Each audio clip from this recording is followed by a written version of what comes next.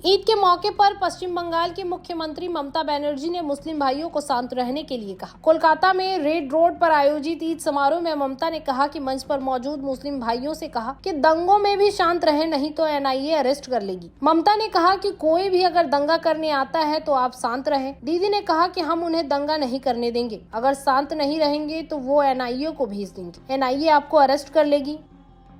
ममता ने कहा कि आप मुझे जेल में डाल सकते हैं, लेकिन मैं समझाती हूँ कि मुद्दई लाख बुरा चाहे तो क्या होता है वही होता है जो मंजूरी खुदा होता है। ममता का ये शेर एक तरह से मोदी सरकार और केंद्रीय जांच एजेंसियों पर हमला था। ममता ने कहा कि मैं हेट स्पीच नहीं जानती, मुझे सीए नहीं चाहिए, मैं मरने को तैयार हूँ लेकिन सीए लागू करने की अनुमति नहीं दूंगी। मैं मौत से नहीं डरती, मौत मुझसे डरती है। कुछ लोग हमें डराने की कोशिश कर रहे हैं। 130 करोड़ के देश में आप कितने को जेल में डालोगे।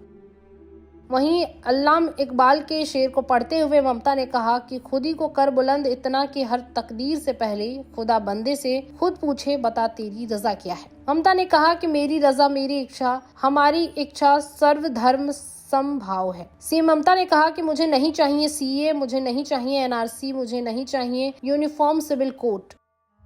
ममता ने कहा कि हम यूसीसी, एनआरसी और सीएए स्वीकार नहीं करेंगे। अगर हम नागरिक नहीं हैं तो आप नागरिक नहीं हैं। मैं चाहती हूं कि सभी धर्म एक ही स्थान पर हो। यदि आप मुझसे लड़ना चाहते हैं तो आप मुझे जेल में डाल सकते हैं, लेकिन आप मुझे नहीं रोक सकते। इस दौरान ममता ने लोगों से टीएमसी को वोट देने की अपील की। ममता ने कहा कि हमें वोट दीजिए, नहीं तो आपका नाम अयोग्य घोषित कर दिया जाएगा। भारत का क्या होगा हम देखेंगे, लेकिन बंगाल में बीजेपी विरोधी वोट बिखरना नहीं चाहिए, दूसरी पार्टी को वोट ना दे।